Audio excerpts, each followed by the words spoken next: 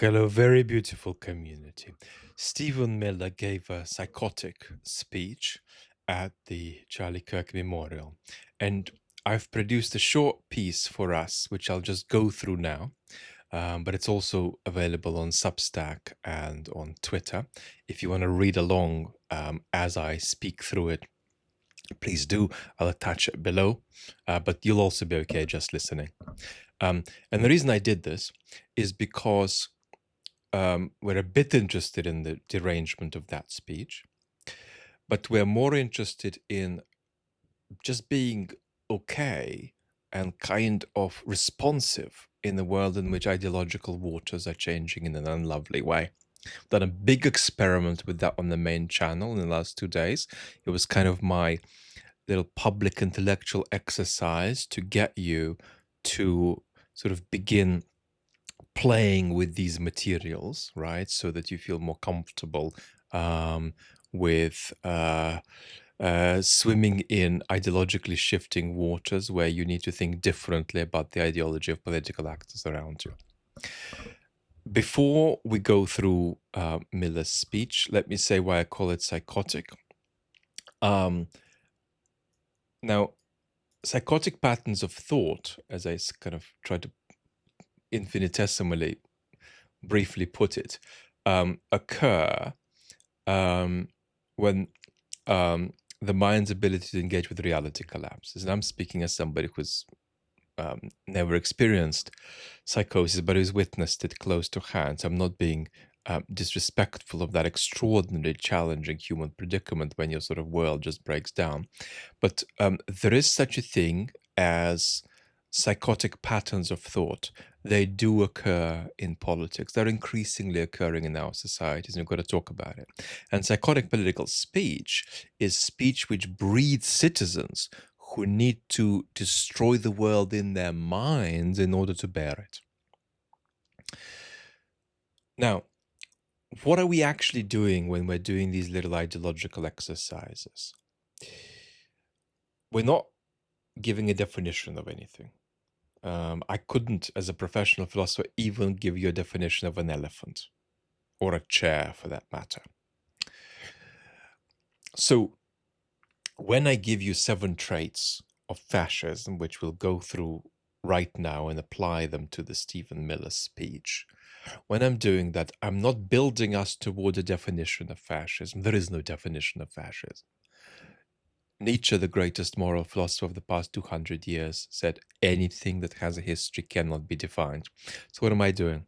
I'm giving you psychological clues toward identifying the somewhat definite, but partly non-definite shape of a particular ideology that is not there expressed in some kind of set of propositions in a political theory textbook. It's there in your culture. The thing that we're identifying isn't somewhere in some theory on a page. It's floating about as a moment of cultural moment in your culture. And I think that's very important. There's a second thing that's worth saying, specifically about fascism, not just ideology. And that's that there are 2 ways of talking about fascism in the political world. The first is very basic, prosaic, useful, and binary. It's a yes or a no. And it's useful because I think we simply can't stop people going around and asking the question, is this F or is this not? Now, as we've already seen, the real answer might be that you shouldn't answer that question too quickly. But the trouble is you have to take us as we are. And in our political discourse, we're going to keep asking that question. And so we need a very simple binary definition of fascism, definition with a small d in quote marks, of course. And that might be to do with very basic things like, are people being taken away in the middle of the night for their political opinions? If they are not, then we should be reluctant to say F in that binary way. If they are in abundant numbers, we should be freer to say F in that binary way. So that's one way of talking about fascism in public. It's a sort of very crude, very rough, yes or no way of doing it, which I think it would be sort of good if we could stop doing, but we're not going to stop doing it. And we're not going to stop doing it because we're human, and we shouldn't stop being human because that would be terrible and misanthropic. And so it wouldn't be good if we stopped doing it. So it would be good if we stopped doing it, and it wouldn't be good if we stopped doing it. We would be quite something else if we did. So that banality, yes or no, we need. And when we're asking questions like, well, where is Hungary on this scale? Where is Turkey on this scale? A good distinction is how many people are being taken away in the middle of the night. So the application of physical force as a consequence of beliefs that you should be able to freely have in a democratic society.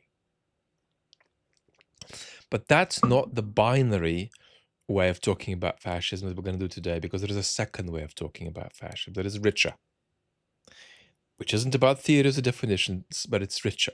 It's about catching ideological shapes as moments of cultural moment come and go. And also catching your own relationship to these things, right? Because ideology is, in this richer sense, really about how you negotiate the political world. How you, as Jason Blakely, who's written a lovely book about ideology, would say, how you map the political world.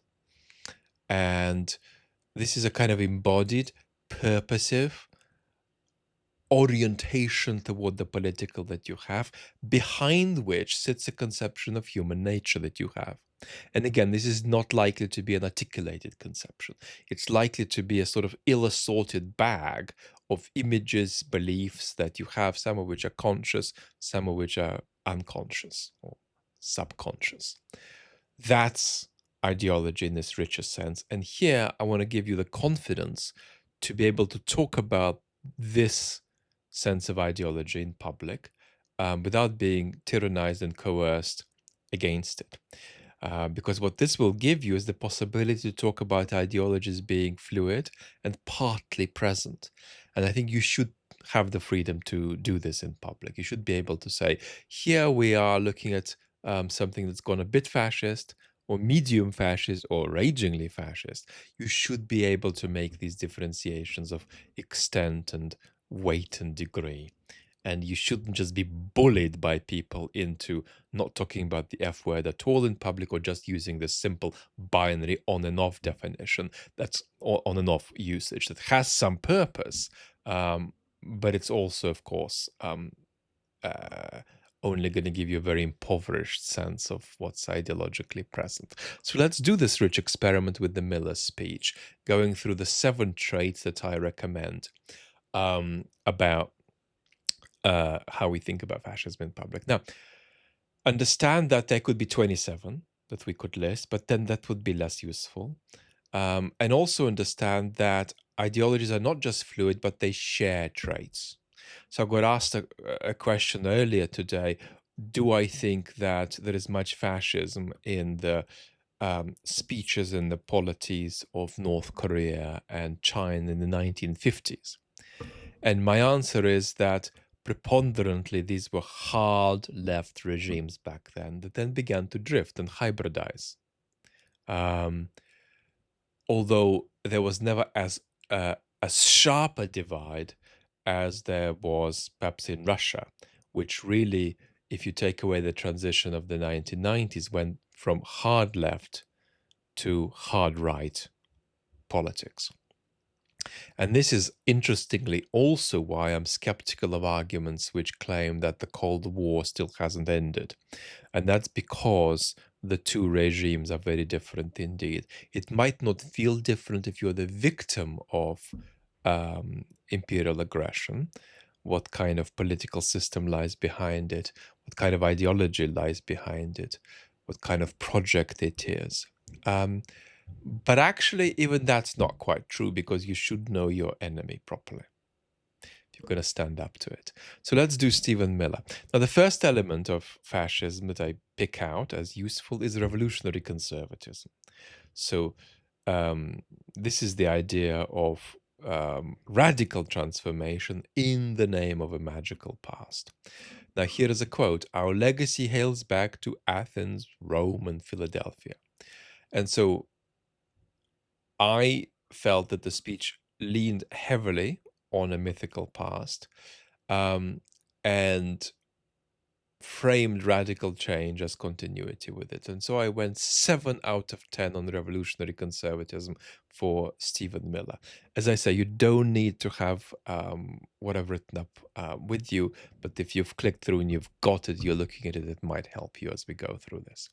The second trait of fascism I recommend dealing with is the politics of enemies. And here I went 7 out of 10 again. And so Miller talked about an unspecified group and said, "You are nothing, you are wickedness." And so the speech repeatedly named wicked enemies, but without specifying groups or calling for their elimination. And so I went 7 out of 10. The third trait of fascism I want to pick out is action as an end in itself, right? And I can make something that's wrong right by doing it in a virile way. Application of willpower and the transference of the application of willpower onto the application of physical force upon the world is sort of world creating, truth transforming. So action as an end itself only got me to a 4 in this speech. We need to finish, Miller said, Kirk's mission, will carry on his legacy. And I felt that the speech did aestheticize action against enemies, but didn't aestheticize it too much and didn't aestheticize violence. The fourth trait I want to pick out is the state as a semi-spiritual organization. I only went 4 out of 10 on this. Miller said, "We'll defend the republic and we'll defend goodness." And so the speech did sacralize political action, but it didn't transfigure the state into a mystical essence. The fifth trait I want to pick out is the cult of the leader. And here I only went 5 out of 10. Miller said, "Hello, our fearless President Donald J. Trump." So the speech invoked Trump reverently, but it didn't structure around Trump a systematic call for a public mobilization.